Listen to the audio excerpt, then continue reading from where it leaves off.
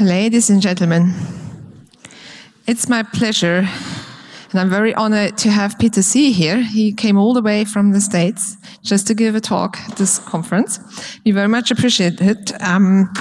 He asked me to keep it short, so I will not enumerate all the merits and academic credentials that he has amassed during his career, but I do not want to forget to alert you to at least one of his two recent books. I just noticed that there's a second one that came out in the same year.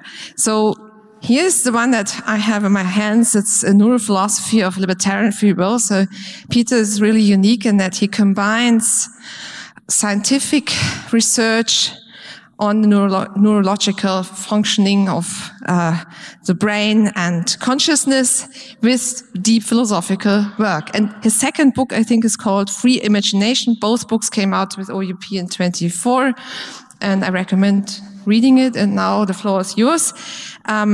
Peter will talk about second order free will and criterial causation. We're looking forward to it. Good morning, everyone. I thought I would start out with a movie of neurons that you can listen to. So this is Mort Mishkin, who recently died. He is one of the great neuroscientists who discovered that there's a sort of modularity in the brain where, but here he's talking about the work of Charlie Gross at Princeton. So you'll hear a bunch of crackling. That's a representation of the sound of neurons firing. So neurons don't make noise when they fire, but we can't see neural firing. So listen to the crackling. That's the sound. Each pop is the sound of one action potential.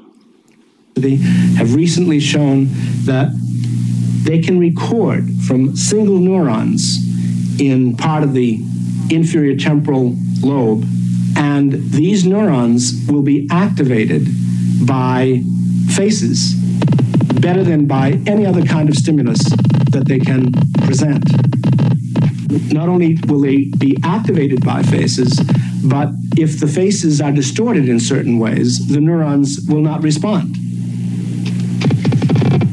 As we watch, we can hear single cells in the inferior temporal lobe of monkeys reacting to a single monkey face. The cell only fires if the face is at the right angle and is not distorted.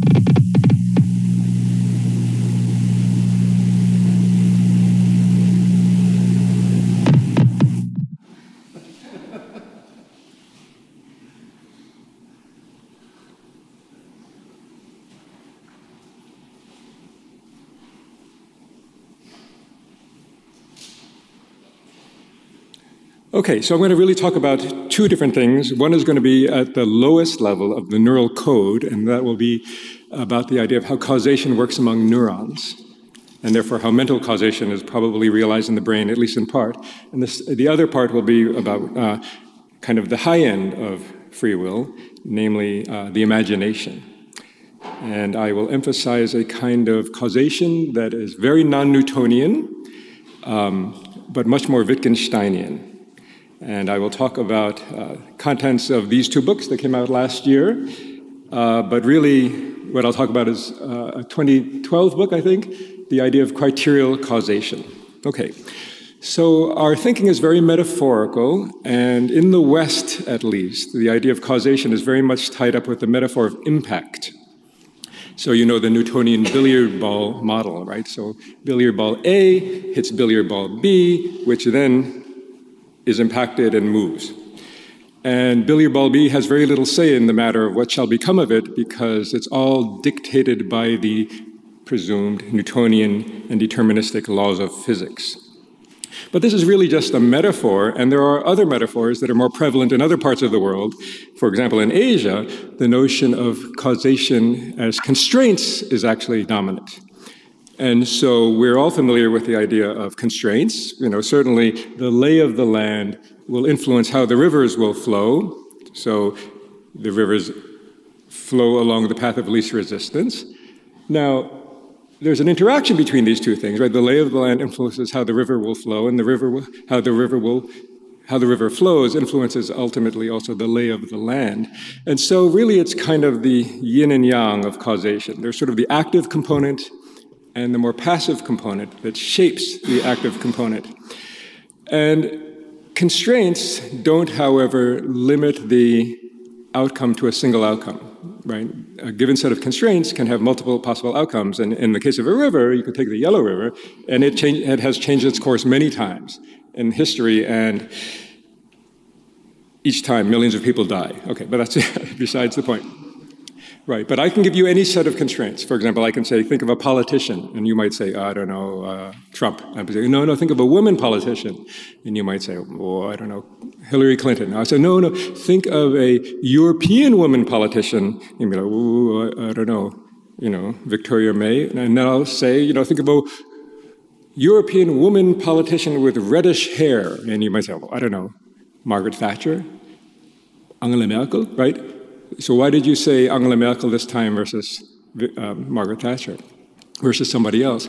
Well, it's not utterly random because you have to meet those constraints, but it's not necessarily predetermined because there could have been indeterministic influences that led to you saying Margaret Thatcher versus Angela Merkel or whoever. Okay, so causation in philosophy, at least in the philosophy of science, has been formalized many times, most recently, I think, by Judea Pearl and James Woodward. And what they describe is really very much like what scientists do. They try to control all the variables, and they manipulate one, and then they look at its dependent consequences. And that's not wrong, but it kind of ignores criterial causation, right? So it's not only that A has that we can manipulate A to see what happens to B. We can also manipulate the conditions that B places upon A in order for a certain consequence to be released. So in addition to the traditional sort of metaphor of causation as impact, which is really quasi-Newtonian, and people in my field of neuroscience are beholden really to this wrong. It's not wrong. It's an incomplete metaphor. So instead of a billiard ball A hitting billiard ball B, it's action potential A causing action potential B. But that's actually not how neurons work, right? So neurons are not driven by the impact or the mass of the incoming action potentials, but by patterns of action potentials. And so what neurons are much more driven by is what I call criterial causation. So it's a form of constraint causation in which the constraints are criterial, they're informational. So, and it's mostly driven by rapid and slow changes in synaptic weights. So in this case, going back to the billiard ball metaphor, billiard ball B sets informational conditions or criteria on A for the release of B, namely an action potential, for example. In the case of a billiard ball, it would be like, billiard ball B says, well, if it's, striped and odd, do that. But if it's even and solid, do that. But if it's the 8 ball, do nothing, right? So that would be a very non-Newtonian billiard ball game.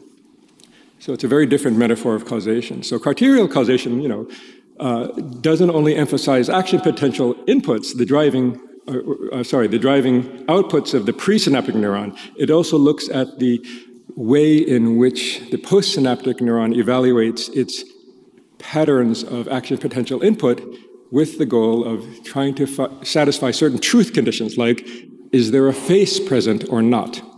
So what counts as a face will be realized in the pattern of inputs and the evaluations of those inputs. So I think what life discovered, not only in neuroscience, but really at the cellular level, was a kind of a new emphasis in causation, in which causation was not primarily driven by the amplitude of the input or even the frequency, but by the phase of the input. So what is phase?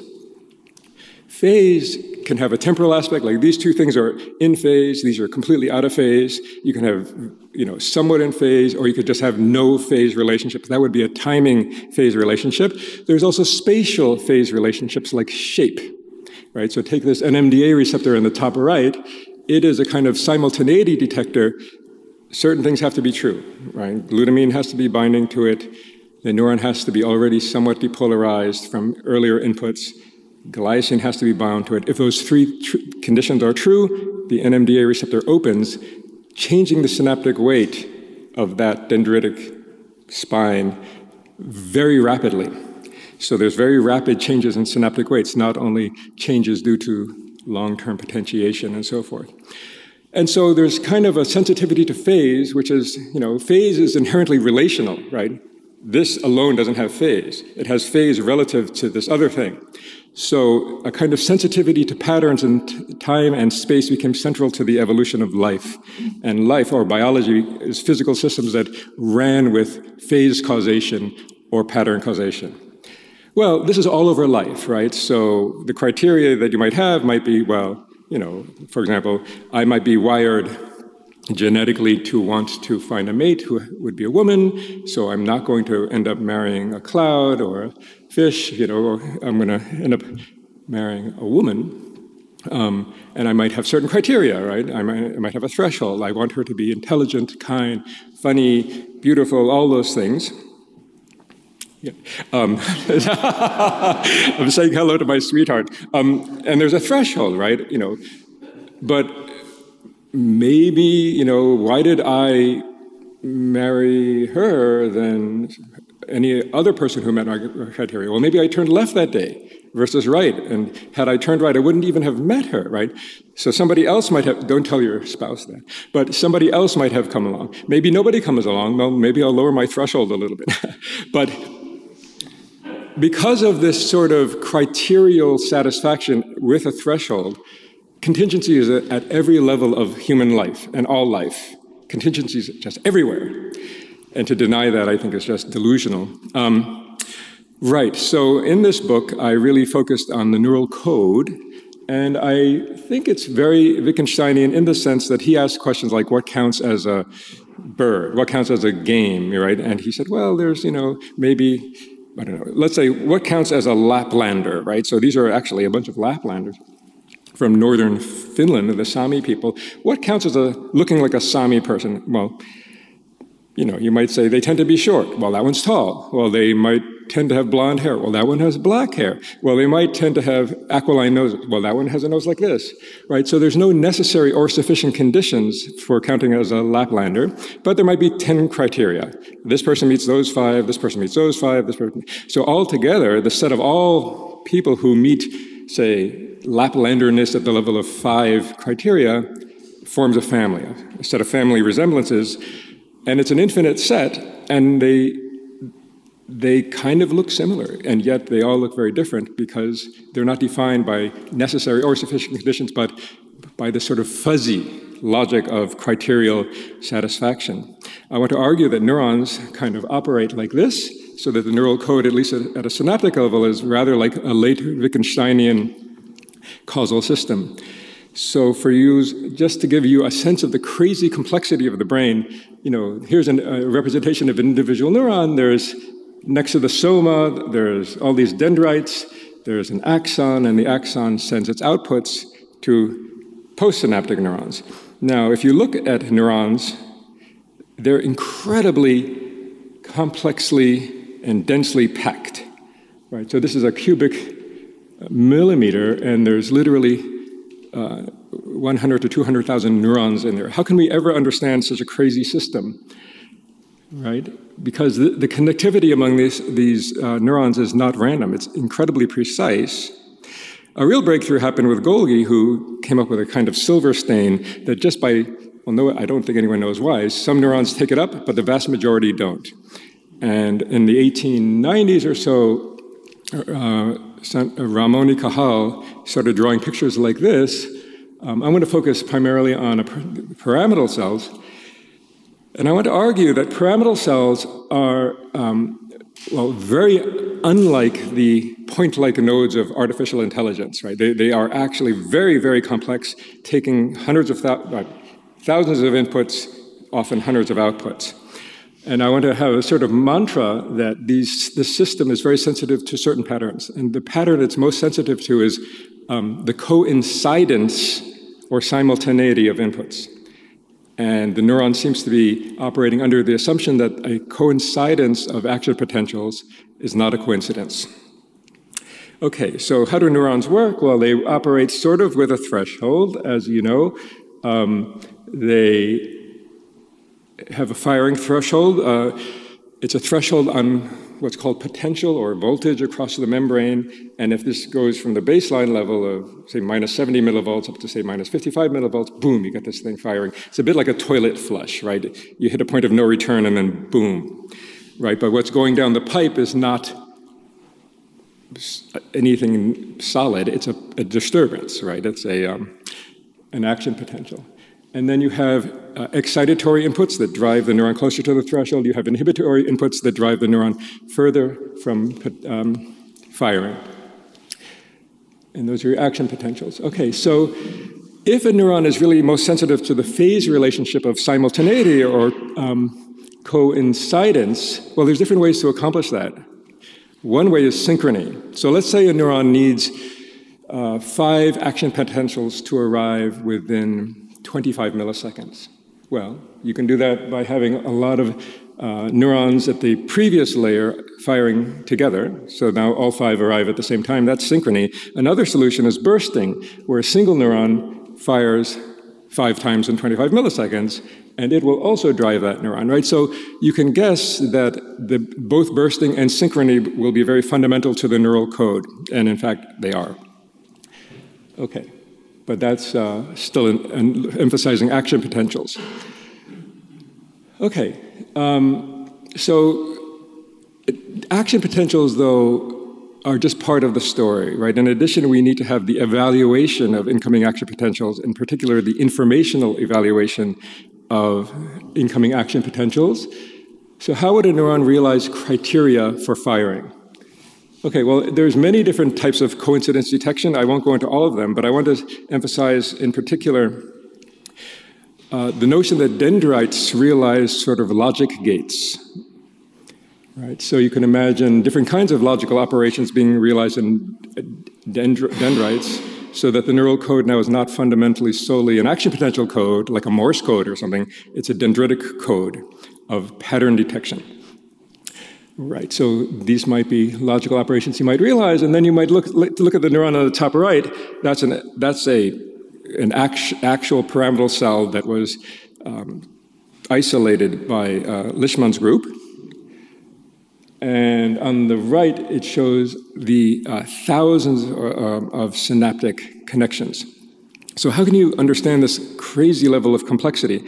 I think we don't. And if the neural code is in fact primarily, or at least in part, a dendritic code, we don't even have the way to fully measure what's going on in dendrites. So neuroscience is kind of stuck looking for its keys where the light is good, namely action potentials, when in fact the key might be in the dendritic evaluations of input. Right. So here's an electron micrograph. You can see these little bumps on the dendrites. Those are dendritic spines. This is where you typically get excitatory inputs. So here's a schema of how evaluation might work.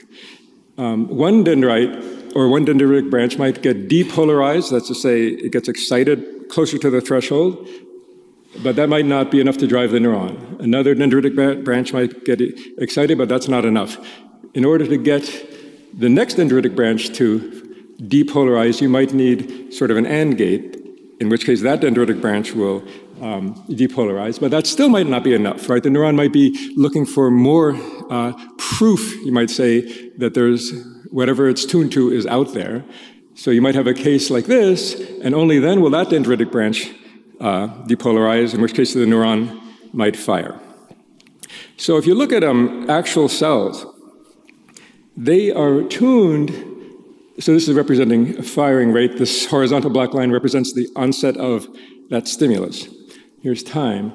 Well, it seems to like A. It fires to B and G, but not to E or D or C or H.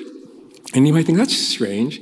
And so it's hard for us to figure out what exactly neurons are tuned to, but you might realize this kind of evaluation of inputs in something like this, where a neuron, say, in the inferior temporal lobe is getting inputs from, neurons tuned to other things in earlier layers, and it might want a certain degree of redundancy. And if that's true, and if there's redundancy, that will depolarize, and the neuron then might fire. So when people look at neurons in this case, the hippocampus, this is the work of Christoph Koch, Itzhak Fried, and others. They in this case showed epilepsy patients' movies, and they showed an episode of Friends, and they found that a particular neuron in the hippocampus seemed to fire a lot to Jennifer Aniston, no matter where she appeared in the scene. And more recently, they have found other neurons that are tuned, specifically to Oprah Winfrey, whether you see her name, hear her voice, or see her picture, right? So they call these concept neurons. And yet these neurons change their tuning depending on the situation, right? So it's not a dedicated Jennifer Aniston neuron, because in the next moment, they might show, the same patient, The Simpsons, and then that same neuron might fire most to Bart. In fact, they have done some really, really cool experiments where they have people imagine, okay, tell me what you saw. And so they know they have a Bart neuron that fires. You show Bart, brr. You show the name Bart, brr. Right? So it's responding to the concept of Bartness. Then they say, okay, recall what you saw. And they're like, well, Marge was in the kitchen, and then brr, Bart came into the kitchen on his skateboard, right? So this is really cool stuff. It's not exactly grandmother neurons, but it's something rather interestingly close, And so what defines Bartness? Well, this is a very Wittgensteinian question. Anyway, so the neural code is not just a spike code, but it's also a spike code, but it's also a synaptic weighting code. And so information is not only realized in action potentials, it's also realized in slow and especially, I think, rapid synaptic reweighting. So, we've been emphasizing half the story in looking at the neural code as a sort of action potential Morse code. It's simply not that. All right, so here's a picture of, my brain, in fact. That's also my head. Neuroscience is beholden not only to the incorrect metaphor of causation as impact, it's also subject to other metaphors. In my field, people look at, white matter connectivity, and they find nice fasciculi, and they do it with diffusion tensor imaging, and they get beautiful images. And the metaphor in this case is the connectome, which is thought to be something like a highway map. But in fact, that's probably a bad metaphor, because that is not how the system works. The system is probably much more like a train track system, in which in train tracks you have these shunts, right? So that a given piece of train track might belong to many different neural circuits, depending, right? So by analogy, a given neuron might belong to more than one neural circuit and can switch depending on its synaptic weights. So I can take a little portion of train track, say in Ohio, and it can connect New York to San Francisco, one way or another, but there's different ways that train track can connect things. So the given train track, as a metaphor for a neuron, does not belong to a fixed neural circuit necessarily, and that these shunts now depend on rapid changes in synaptic weights. Another metaphor, this one I like, is the following. So the neural code, again, is not simply a spike code, it's also a synaptic weighting code. So you need both the yin and yang of a system, right? Just like you need the action of a river and the constraints imposed by the geography, the action of action potentials, the constraints imposed by synaptic weights, are both two sides of the same story. So, for example, if I were only to measure the energy passing through the system of your voice, I'd be measuring your voice box, and I would get because in addition to that, I need the silent shaping or filtering of that energy. But if I measured only that, I would get this. Because the filtering doesn't provide the energy, it provides the filtering. So on this story, or metaphor, action potentials are like the energy of the voice passing through the system, and the rapid changes of your filtering are like rapid synaptic reweighting. Okay. Okay, so this is the end of the first half of the talk. So a neurons in general are coincidence or simultaneity detection systems at every level, from the level of receptors up to the level of the cell and the level of circuits. And this this strategy of simultaneity or coincidence detection allows us to realize logical operations and criterial or informational constraints placed upon inputs, and neurons not only make each other fire, they can change each other's synaptic weights. All right. Now I'm going to go on to the second half of the talk, so I'm not going to talk now about the substrate of the system, namely neural coding. I'm going to talk about imagination. And I'm going to talk in particular about an idea that I've called type 2 free will or second-order free will. So if you look at this Löwenmensch found near Ulm, probably 30 to 40,000 years old, somebody 30 to 40,000 years ago in some cave had to imagine a lion's head, so download a lion's head, download a human body, stick them together before making this, right? So this is evidence of a kind of imagination that actually isn't present in the artifact record until, 100,000 years ago or so. So something probably changed in our brains that led us to be able to imagine this kind of thing. So I'm interested in the question of what kind of mental operations or operators could create this kind of outcome. And I want to argue that long before we could think of, physics or art, we were capable of mental operations that would lead to these kinds of highly imaginative outputs. So in my book, Free Imagination, I spent a lot of time looking at the evolution of the imagination. And, if you look at the, say, Homo erectus or Homo heidelbergensis or even Neanderthals, well, neural circuits don't leave fossils, thoughts don't leave fossils, speech doesn't leave fossils, right? Most behavior doesn't leave fossils. But we basically have bones or fossils, artifacts, and some genetics. But what's really noticeable is the change in our foreheads. We have these very huge foreheads. And, even a Neanderthal, which had a bigger brain than us, this Bono-like person there has this really high forehead. And that's very characteristic of our species. And I think that this is indicative of a change in executive control in our species that was not as present in earlier members of our lineage, the Neanderthal and Homo sapiens. So even though, say, actually Neanderthal brains were somewhat bigger than ours, in the artifact record, there's not as much evidence of the radical innovativeness and creativity of our species. So what happened? Well, if you look at a human brain, this is from Terence Deacon, it's really, what really sets us apart is this massive growth in this.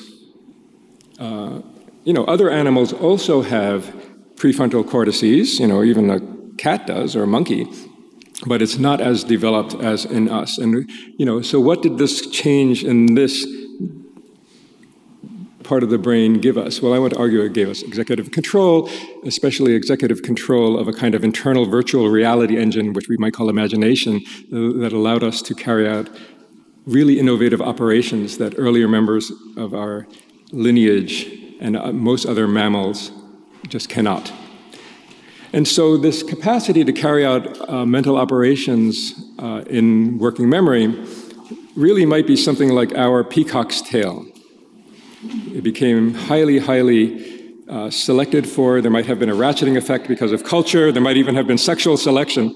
But really what I think it gave us is something which you might call a distal free will, the capacity to, imagine what you want in the future and then figure out how you're going to get there. Other animals, I think, also have a kind of imagination. So take a jaguar, in the Brazilian swamp. Well, it can look at a capybara and it can think, I want to get to that capybara. I could go this way. It might be, louder, but it's shorter, and this way is, longer. But, and it can evaluate sort of its options. But, no jaguar is saying to itself, oh, next year I want to be a new kind of jaguar that, eats fewer tapirs and more whatever, So they're much more driven by instinct than we are. So if you look at a jaguar, it has a sort of garden of forking paths in its head, and it's playing out options. So this is a form of free will. I would call this a first-order form of free will, right? They're playing out options, deliberating even, and there's a garden of forking paths in its head, and in the capybara's head, and there's a playing out of options, and then a commitment to certain paths, which might then lead to success, and the poor capybara is dead. So now, if free will is really most fundamentally a matter of trying to affect the likelihood of future outcomes, then it becomes very much a matter of considering options in our imagination and thinking about paths to realize what we want to realize in reality. So then it becomes really important to have a realistic imagination in which what you imagine, namely the options open to you, corresponds to what you really can do. So you can imagine there's been tremendous selective pressure to imagine appropriately. But, there's going to be an imperfect correspondence between my internally represented possibilities and actual possibilities. And so you can imagine that we learn to become more realistic and that we learn to change our world both at the personal level and at the genetic level. Okay, so there has to be a kind of dynamic loop between perceiving, imagining options, playing them out, deliberating, acting, which then affects what becomes real among everything that's possible at the ultimate substrate of reality, quarks or strings or whatever, such that what becomes real is, among what's possible, what becomes real is that which we want to become real, to the extent that we're able. Now, I would say that in addition to a type 1 free will in which we can consider options in our imagination, like a jaguar, humans have a type 2 free will in that they can choose to become a new kind of chooser. Now, we all do this all the time. I don't know, I might say, well, next year I want to be able to speak, let's say Arabic. Well, I don't speak any Arabic, but I can say, okay, well, I've got to go to Amazon and get a book, and I can start. And in a year, I'll have transformed my nervous system to be able to speak Arabic a little bit, and in 5 years, I could be reasonably fluent. So I think in our species, we really took imagination to a new level, right? So that we're not only representing possible options in the sort of somatic perceptual world, but representing things at a much higher level of possibilities so that we can reshape ourselves. So then the question is, what led to our imaginative capacities to imagine that, choosing to become a new kind of chooser? What set us so insanely free? I recently read a paper about this. This is in Psych Review, just came out. I won't go into it, but if you want to look in Psych Review, that's what I'm saying in more detail. Anyway, so many people, like Jerry Fodor, have talked about mental modularity. Tooby and Cosmides liken it to a Swiss Army knife in the head and so forth. But really, there are operations that are not like Fodorian modules. They're not parallel but serial. They're not fast but slow, right? They're not encapsulated but disencapsulated, right? And so we want to go beyond modularity, and I think in our species it became, domain general abilities like paying attention to any domain really got highly elaborated. So let's take the case of attention, which is serial, volitional attention, which is serial in its allocation and slow. I want to argue that there were changes actually likely in that circuitry that really got the ball rolling in the freedom that underlies human imagination and ultimately the actions that follow from human imagination. So Danny Kahneman has this idea of object files, and when I was a kid, there was a black and white Superman movie, and I would say, in the beginning, you say, oh, it's a bird, it's a plane, it's Superman, right? But everything changes. Its name changes, its location changes, the features change. What doesn't change is holding it in my working memory as a thing. So I want to argue that in working memory, we not only hold on to things, but actions. And those actions or operations can carry out operations over operands in working memory. And in us, this really was a transformed ability, so that we were able to take operations that we use, for example, to manipulate things with our bodies in the real world and apply them to our internal virtual reality avatar and carry out operations virtually, like taking a lion's head and a human body and sticking them together and then carrying it out in the world. So the deep freedom of human free will is rooted in the utter freedom of our imagination, and action is way downstream of that.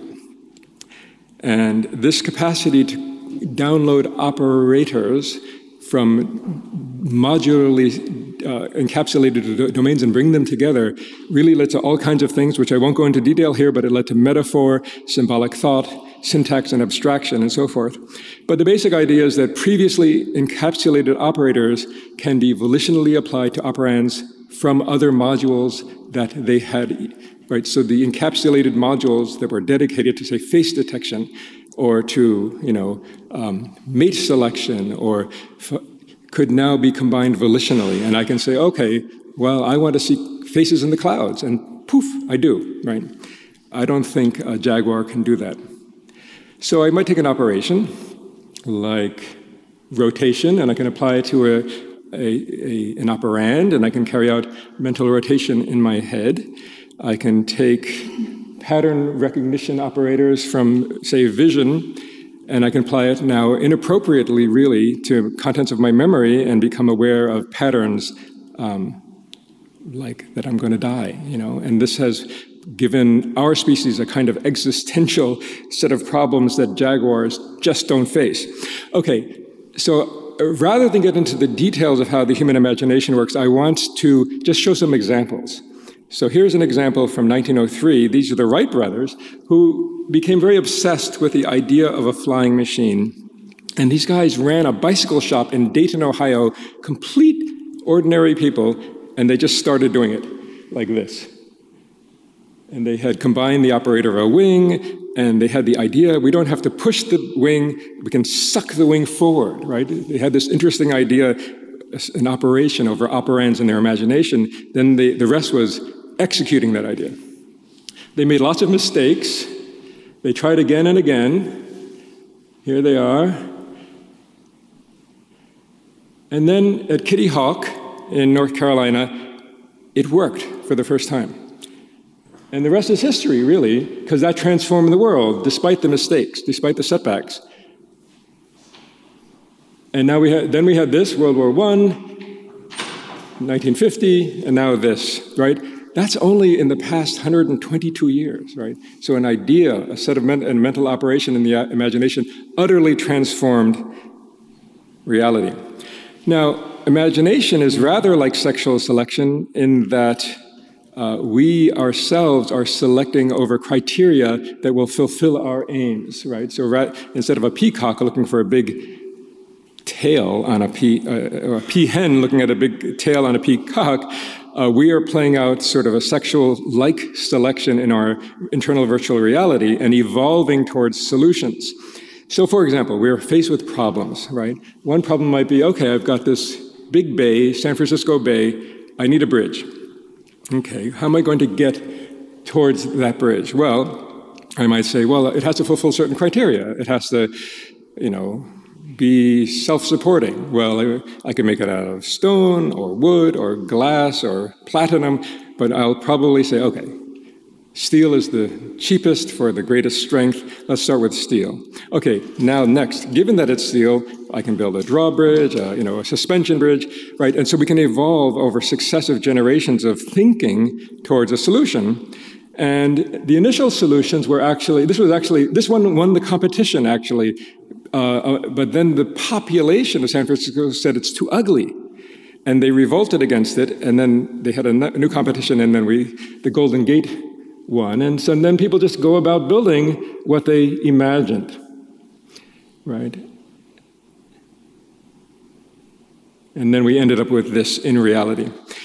So the kind of mental demodularization that I think our species underwent in that we could combine operators from this domain inappropriately to operands from that domain also led to the problem of sort of promiscuous operators, where, for example, I might take an agency detecting operator from like Sue Carey, like agency operators, but now I'm going to apply it inappropriately to puppets and clouds, and I might say, oh my God, well, you know, it hasn't rained in 6 weeks, therefore the gods are angry, and I've got to throw a baby into the volcano, right? So no chimpanzee does crazy stuff like that. So we're kind of insane, but it's the same capacity to see patterns in the invisible, sort of behind the curtains, that gives us forms of schizotypy that also allows us to see patterns that no other animal can see, seeing essentially the invisible. So I want to argue that our consciousness actually became bifurcated in the sense that, yes, we still have the somatic perceptual consciousness of a chimp, but in addition, this invisible domain of mental models became hugely elaborated. And it led to this. It led to us becoming very good hunters. So, you know, if a lion comes across a bunch of zebra hoof prints, I'll tell you what it'll do. It'll probably do nothing because it doesn't look like a zebra or smell like a zebra. But we would say, aha, you know, they probably went by, you know, 8 hours ago, and they're going in that direction, and there's about 7 of them, and they're probably going to that savanna. You could see how that would be hugely beneficial to us as hunters, even though we're physically weak. But the same tendency to see patterns in the invisible has led to various forms of madness.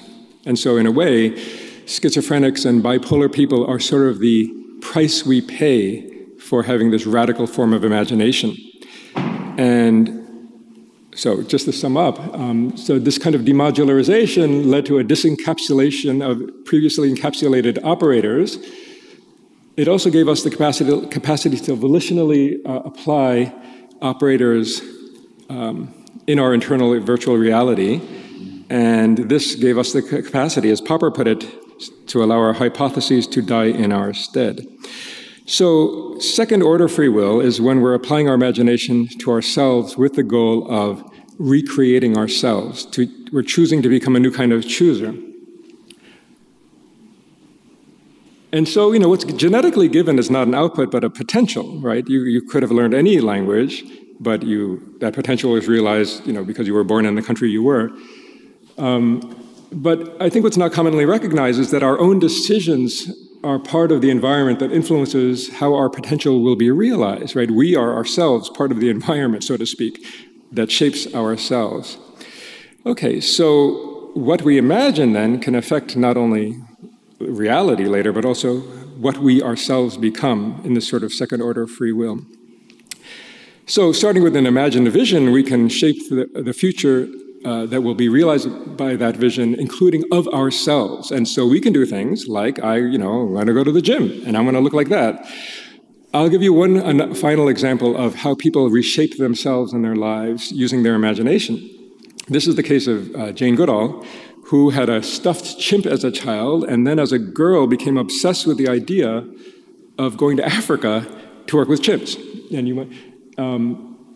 And she says, if you really want something, you work hard enough, you take advantage of opportunities, and you never give up, you will find a way. And I think it's just a beautiful story.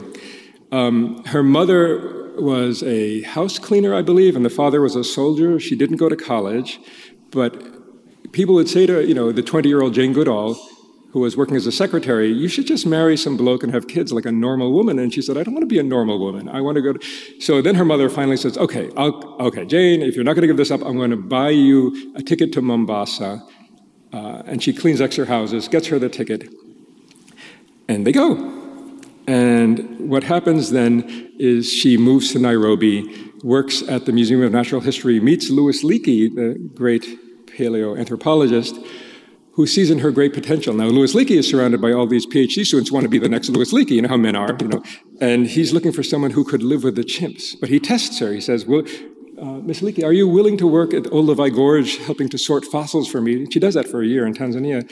And then after that, he goes, actually, Miss Leakey, can you imagine living with chimpanzees? And she says, yes, that's why I'm here, right? So she created the grounds for this opportunity and then grabbed it, right? So opportunism has a kind of bad name. We think of people being opportunistic as using other people. No, really, a lot of opportunism is creating sort of the opportunities you want, and then when they emerge, grabbing them. So she created her own luck, so to speak, a sort of slow luck. I just want to say this Chinese thing because I like it. You know, build trust 3 years, try trust 3 seconds, right? So we have to cultivate the grounds of our own future luck. And here she is now, you know.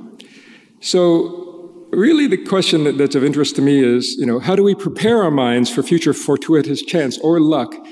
Well, for example, through acts of imagination, like imagining going to Africa, through reparameterizing our life, like actually going to Africa, through seizing opportunities when they arise, like, you know, working for Louis Leakey, and then when he says, "Can you imagine working with chimps?" Bam, right? So our life is a bit like a garden that we cultivate, right?